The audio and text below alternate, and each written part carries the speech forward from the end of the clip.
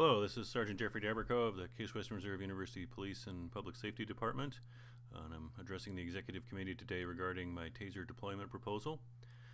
Briefly, just to go over the problem, as stated in the PowerPoint you have in front of you there. So we've been a fully fledged commissioned police department since 2006, and we fortunately never had a lethal use of force incident during that period. But we've had a number of incidents, and lately a couple of more high-profile incidents when we've had to use less than lethal force, specifically the use of OC, oleoresin capsum, or pepper spray, as it's more commonly known, and our ASP batons, as well as just sort of hands-on police tactics, as you can see in my slide. That's not a case slide, that's just from the internet somewhere. But obviously, as the members of the committee are aware, we enter an urban environment here. We've had a number of cases involving highly intoxicated people that we are looking to detain or take to the hospital, sometimes against their will. We've also had a number of cases where we had, obviously we're close to some major medical institutions here, the Cleveland Clinic, university hospitals, the Veterans Administration Hospital, the Lewis Stokes Hospital.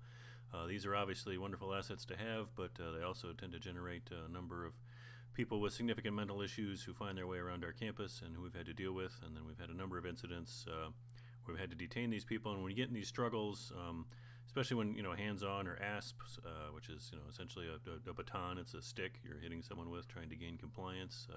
There's an increased risk of injury to suspects. We've had to take a number of suspects for treatment to hospitals after these encounters. It's justifiable use of force, but force nonetheless. And then we've had some incidences where we've had officers who have lost work time due to injuries they've sustained, sort of wrestling injuries, dealing with these things. And we found that, the pepper spray is, it can be a good tool, but especially in the case of highly intoxicated or people who are in some sort of mental health crisis, it just doesn't have the effect it once did.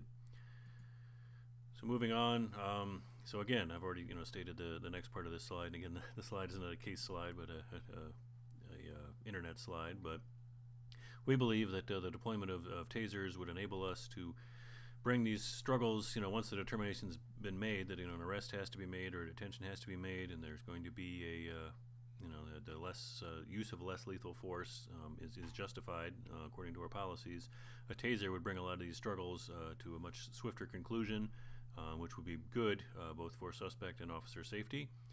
Tasers obviously generate an electrical current that can cause pain and increase compliance even in people who are highly intoxicated or people who are, again, in some kind of a mental health crisis in a way that a pepper spray or an ASP baton simply cannot. And obviously, when you're in one of these situations, in one of these struggles, one of these wrestling matches, the longer they go on, the odds of an injury either to an officer or a suspect increase. And in the past 2 years, we've had at least 2 officers who have lost time on the job while recovering from injuries suffered during an arrest struggle. And again, these are all justifiable incidents, but incidents that maybe could be brought to a close with the use of the taser as opposed to some of our current tools. There are some pros and cons.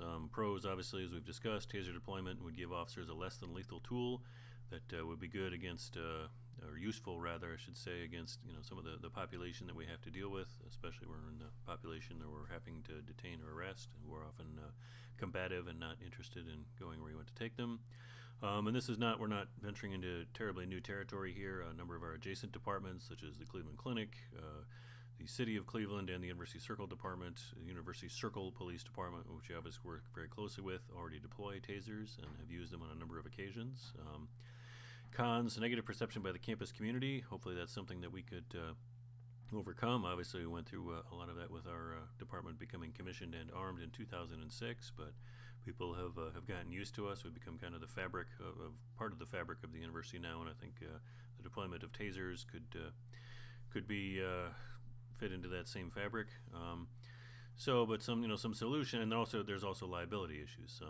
But obviously there are liability issues with the use of ASPs or tasers, again, or lethal force or even hands-on. You have to be able to justify what you're doing in terms of our policies and procedures and the Ohio Revised Code and the Constitution.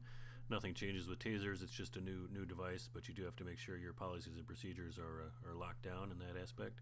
Some solutions to the cons I just mentioned. We could launch a public relations campaign prior to deployment, which is basically what we did in 2006, again, letting people know what was coming before police officers started appearing on the campus. A real focus on training. Again, this would be something new, so we really have to make sure that our officers are aware of what this new tool can and cannot be used for. And policies and procedures, writing it down, locking it down, distributing it, making sure officers are aware of it, and helping obviously working with the Offices of General Counsel to make sure that all this is in alignment. So all doable things, but things that we really have to focus on. So a deployment timetable, if we were to get the approval from this committee to move forward.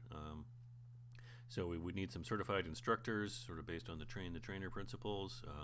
There is going to be a class, a conductive energy device, CEW class taught down in Richfield, Ohio, which is obviously only about an hour's drive south of here at the Bureau of Criminal Investigation. That's obviously the arm of the Ohio Attorney General's office that runs that, so that would be a state certification.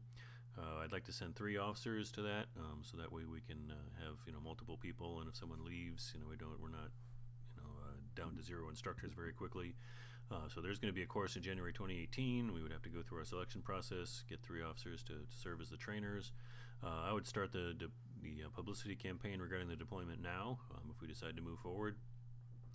Work on draft policies and procedures. Obviously, we're entering a slower period of campus life here as we get up to the winter break period and through finals.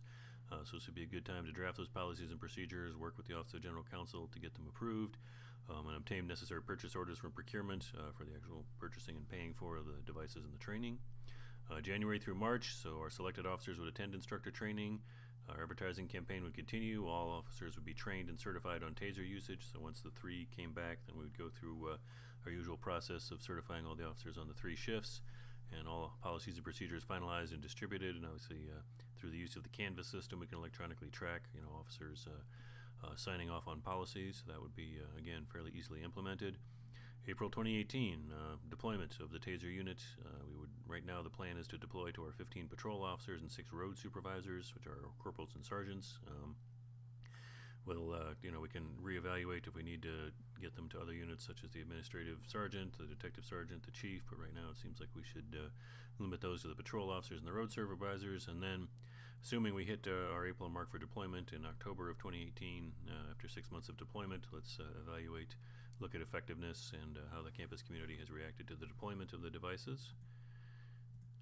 In terms of cost, so there's a more detailed cost breakdown in some of the documents you have, but we're probably looking at an initial cost of around $28,000. So that's looking at 22 of the X2 Taser devices. Initial instructor and officer training, obviously there's a cost to go to OPATA to get the training. There are some overtime costs associated with bringing in officers on second and third shifts for the training. Probably the least of expensive, and that's also sort of a one-time expense. So that's sort of what we're looking at. In terms of a funding source, it would probably be best if we could get one-time money from the general fund, as we've done so for some of the new vehicles we've recently gotten. If that's not possible, we could look at trying to find a partner, such as we did with the case emergency management, the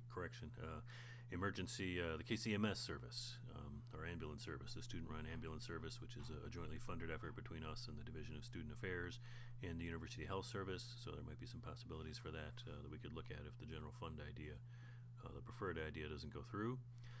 In conclusion, if we approve this, Taser deployment can proceed fairly rapidly. Obviously, there might be some delays to our timetable. If there are scheduling issues or publicity issues, or something we would rather do, maybe over the summer, so that when students come back in the fall, we've already completed all this, as opposed to trying to do it during the school year. We could certainly push it back a few months, but once we've made the decision, probably the more rapidly we move, the better.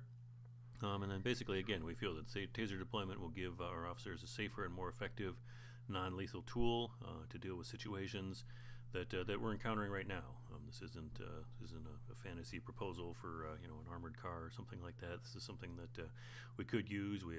Like I said, we've already had situations where we're encountering these people who are highly intoxicated in mental health crisis. You have to non-use of less than lethal force is authorized and appropriate, but again, you're still, even with all that, you're still trying to avoid injury both to the suspects and to the officers, and we feel the Taser could bring some of these encounters to a swifter conclusion, which would be better for everybody. And again, we're not mining new territory. We're actually one of the few departments certainly in the University Circle area and the 3rd District area of Cleveland that does not yet deploy Tasers.